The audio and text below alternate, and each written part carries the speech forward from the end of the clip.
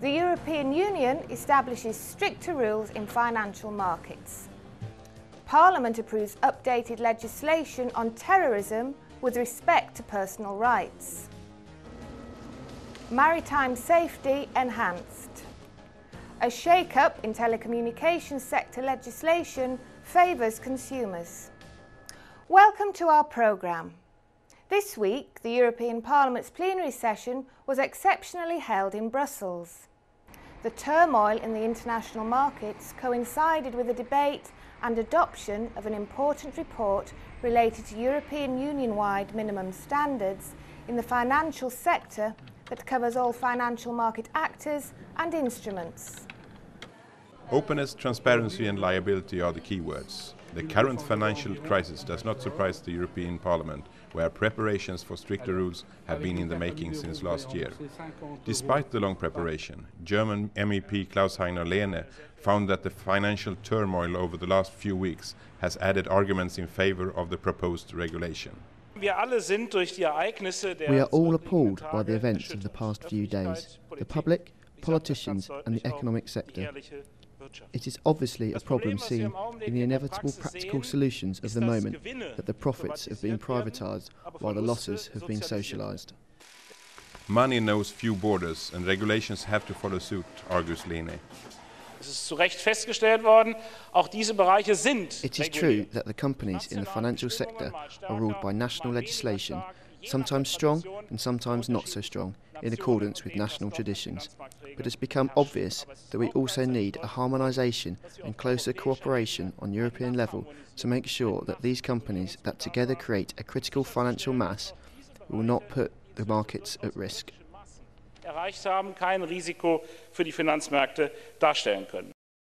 Kurt Joachim Lauck was equally concerned in his contribution to the debate on behalf of the EPP-ED group.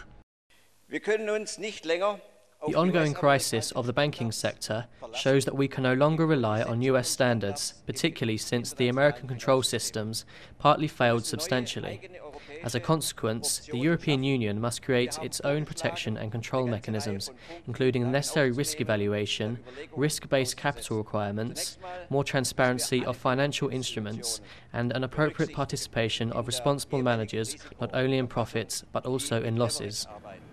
So far, rating institutions such as Standard & Poor and Moody's have been unregulated, but Kurt Joachim Lauck is now asking for them to be included in future regulations.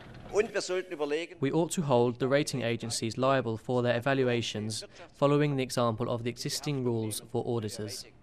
The openness and transparency required by Parliament will also make salaries and remunerations for management available to the public. Terrorism threatens the fundamental freedoms and principles on which the European Union is founded. However, any discussion on imposing new legislation is treated carefully, as the protection of personal data and rights are equally essential to European culture. Two reports which update legislation in combating terrorism and the protection of personal data were discussed and adopted.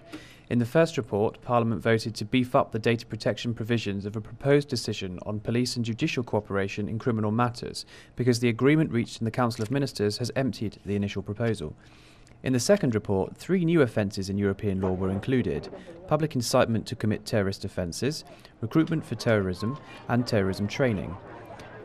Panayotis Dimitriou, EPP-ED Group spokesman on the issue, explained that there is unanimity on combating terrorism and protecting human rights and personal data.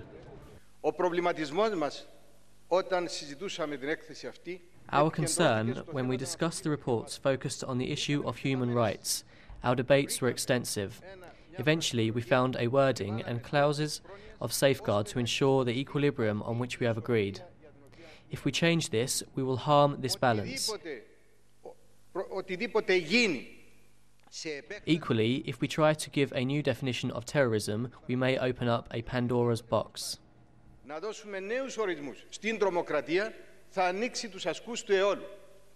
Dimitriou expressed his satisfaction with the final text, saying that it is important to have a consensus on the issue because Europe should speak with one voice to combat this increasing threat. He also underlined the importance of the dialogue.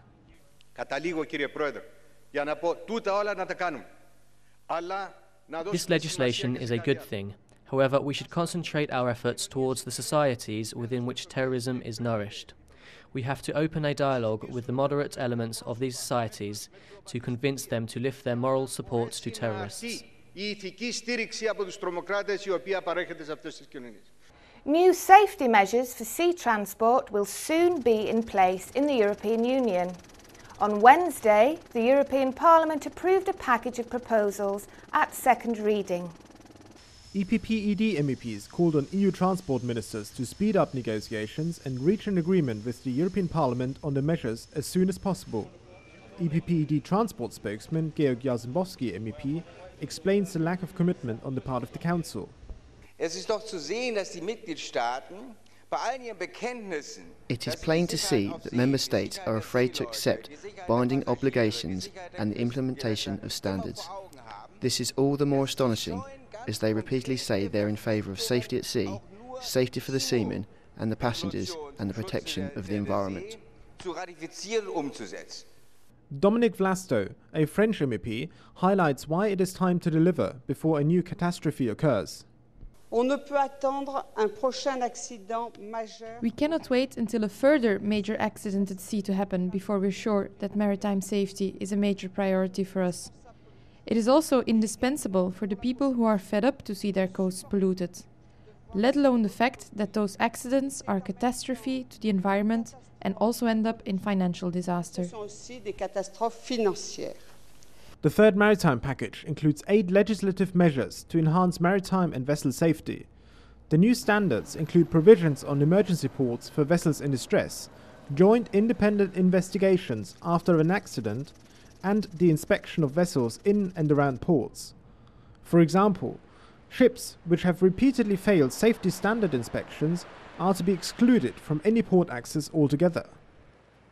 Consumers will get greater choice, stronger rights and privacy protection once the new legislative proposals to regulate the telecoms sector are implemented.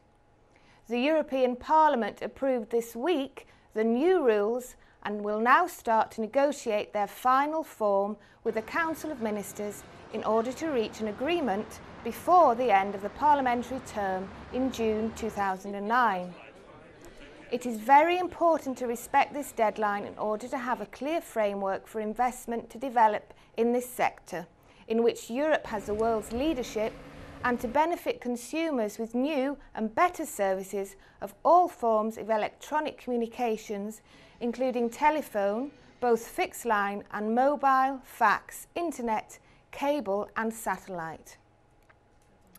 For the European Parliament, the 2 basic pillars of the new legislation are the creation of a body of European regulators in telecom, the BERT, which will be responsible for ensuring market fair competition, and the new Users' Rights Directive. Malcolm Harbour, the EPP-ED group member responsible for the issue, explains some of the new benefits for consumers. Users are going to have more rights to information before they sign a contract for communications, and also as a user. Already they have rights to comparative price information. We've strengthened those. We want them, for example, to have information if an operator tries to restrict the availability of a particular service. On some mobile telephones, for example, an internet, a Skype type service is sometimes restricted. They need to know about that. And they're also entitled, we think, to better information about the quality of service that they receive, particularly in things like broadband, the speed of broadband and so on. For an extended version of the plenary session highlights, please log on to our website, epp-ed.eu. The next plenary session of the European Parliament will take place in Strasbourg on the 20th to 23rd of October. See you then.